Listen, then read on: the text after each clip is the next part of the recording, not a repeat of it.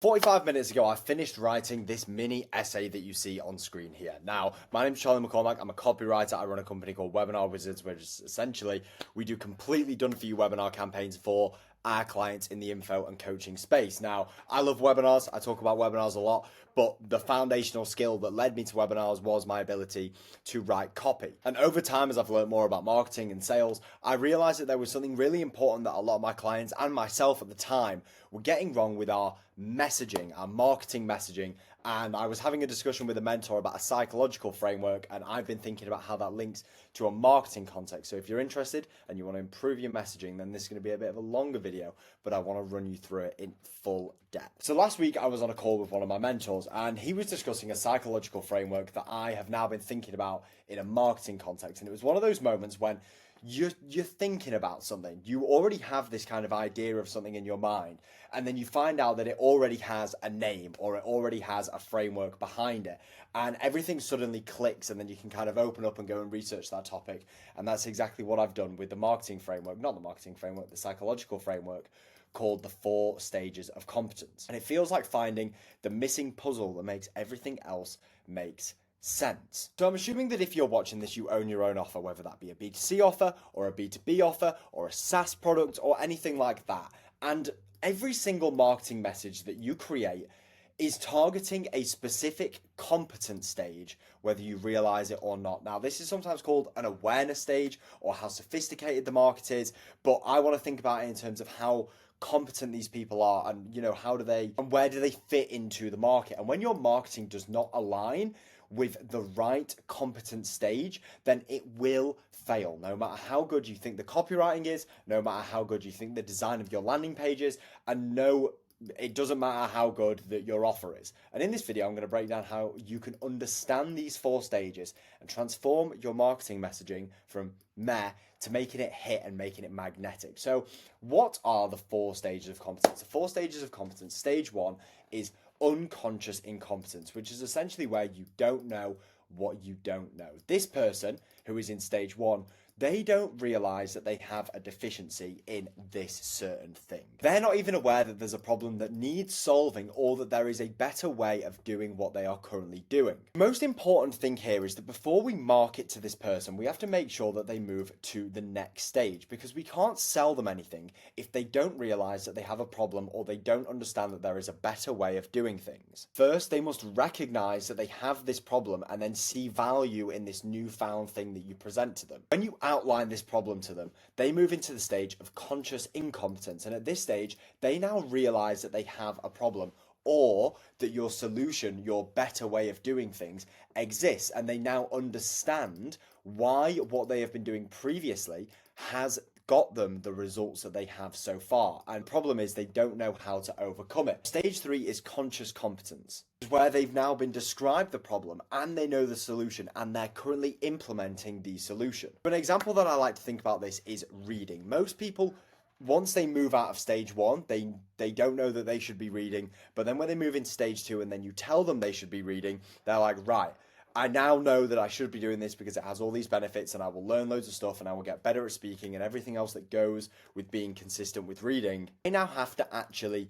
do the thing, but there is heavy conscious involvement in executing it. So every single time they go to bed, they think, oh, I should read 10 pages before bed, or they want to read in the morning, or they want to get up at a certain time, or whatever it is.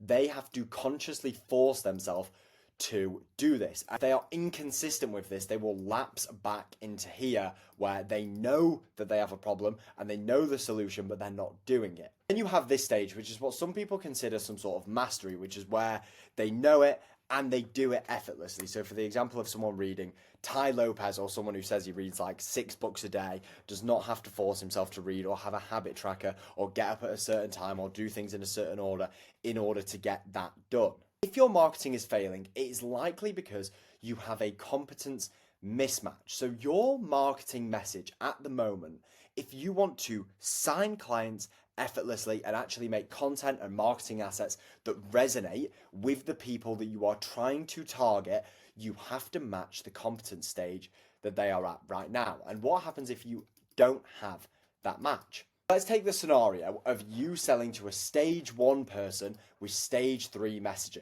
Now, when I first got started, I was doing email marketing. So let's take the example of someone who is selling an email marketing tool. They're selling someone Go High Level, they're selling someone Klaviyo, and they're spamming them with all these key terms. Your ideal customer is just struggling with no open rates. They are on the left side of the midwit meme and they're just like, no one's opening my emails. And you start talking in your videos about how to segment your list for this or Klaviyo email marketing hacks and things like that.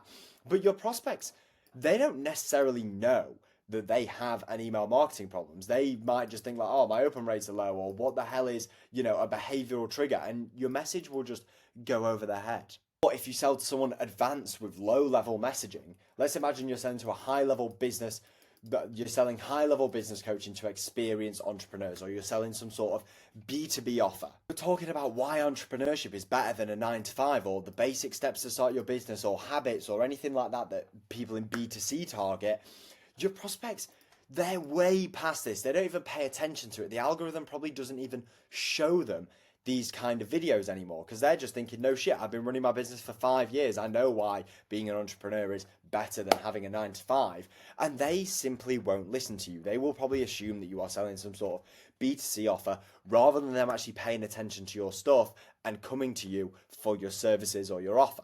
When you're marketing to stage 1 people who still don't know that they have a problem, the entireness of the problem, and people usually do this through longer copy or more broad and general messaging. For example, 93% of business owners are making this cash flow mistake without even realizing it. At the moment, we're not selling them the solution. It's not very direct response. We are selling problem awareness.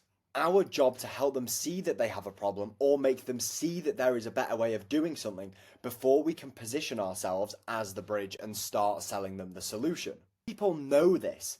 We start to sell the solution and we position our solution as the problem between where they were before, where they have now realized that they were, and this new way of doing things. And the gap is what our solution can do for these people. This is where we start to describe the solution in detail. We're using charts, guides, case studies to see how someone's been able to go from where they are right now to where the transformation is. For example, this is the kind of headline that you will see a marketing message when people are at this awareness stage. And this is where most marketers shine because they are just able to build a good product, or they know their service inside out and they're able to just articulate it to their target market.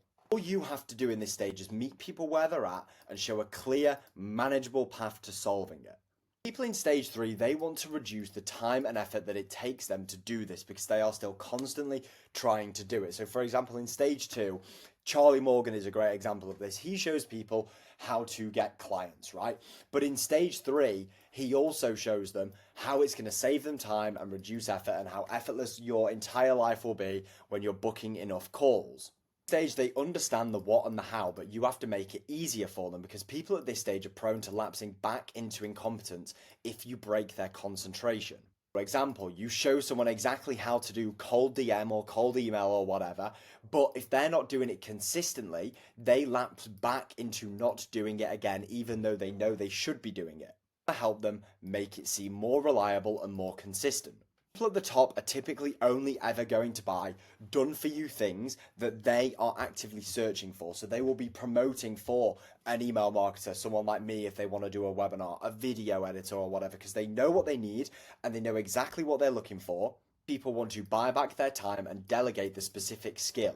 The problem is with these stages is that most businesses and most offers don't just serve prospects all in one stage. They serve people across multiple stages, which means that you need to have a think about what marketing assets you can use for different stages. So I'll give you an example of the step-by-step process of what I build out for my own offer and also for some of my clients' offers, called the competence progression pipeline. And what we do in the first phase is we will map out the audience and determine which customers fall into each competence stage. You do this with your own offer, you can do this with your clients' offers. You'll craft messaging for each different awareness level. Now, if, for example, if you're doing something like a B2C offer, it's not very likely that you are going to have a stage 4 that is primarily going to be for B2B. So kind of ties in with top of funnel, middle of funnel, and different nurturing strategies that people use in broader marketing terms. What we will do is we will make sure that the messaging takes people from 1 to stage 2 to 3 and 4 until they are asking you for your solution. Want, you can use surveys or type forms and things like that to separate people in an email system to make sure that they are receiving the appropriate messaging for their stage. This might be a slightly complicated funnel, but even if you do have that data from calendar booking forms, from surveys, from anything that you have ever filled out before, lead magnets, then it's worth just making sure that these people are tagged and segmented if you do ever want to do anything like this in the future. That most marketers and most offer owners find this difficult is because the further you progress with your own offer and selling your service, you imagine that everyone knows everything that you do. And this is why so many people who are good at what they do struggle to sell their services. And it's because they've forgotten what it was like to be a beginner, because they're at stage 4, they've done it, they're now selling it as a solution. But most of their market, even if you're an agency owner, you've done this for multiple clients, but most of the market is still in stage 1 or 2 or sometimes 3. And what they will do is they will use terminology that just doesn't make sense to the people they are selling to. Assumptions about what people already know, and they skip the foundational concept that was obvious to them now, but would not have been obvious to them when they were in the first 2 stages. Things that I like to do with this, and I will even do this when I'm writing for my clients, is I will reconnect with their best clients. I will do client interviews with their most successful students or people they've worked with, and ask them, what messaging was it that actually connected with them? What is it about this person that helps them? And they will usually give you really simple answers. And the reason they give you simple answers is because they're still kind of in this stage at the moment. Use those marketing assets and repurpose them as messaging to then get more people in. This video, I'm going to put the link to the doc in here, and I'll leave you with a challenge. And if you want to identify the competency stages that the majority of your ideal customers are in, and create one new marketing asset specifically designed for that stage and test it against your current messaging. And I would bet good money that you see an immediate lift in conversions, in engagement, and whatever else you use to track your marketing metrics. It forces you to see your marketing through your prospect's eyes and not your own. In this video, I write newsletters like this a couple times a week talking about marketing, webinar sales, and copywriting, and you can sign up for free in the description.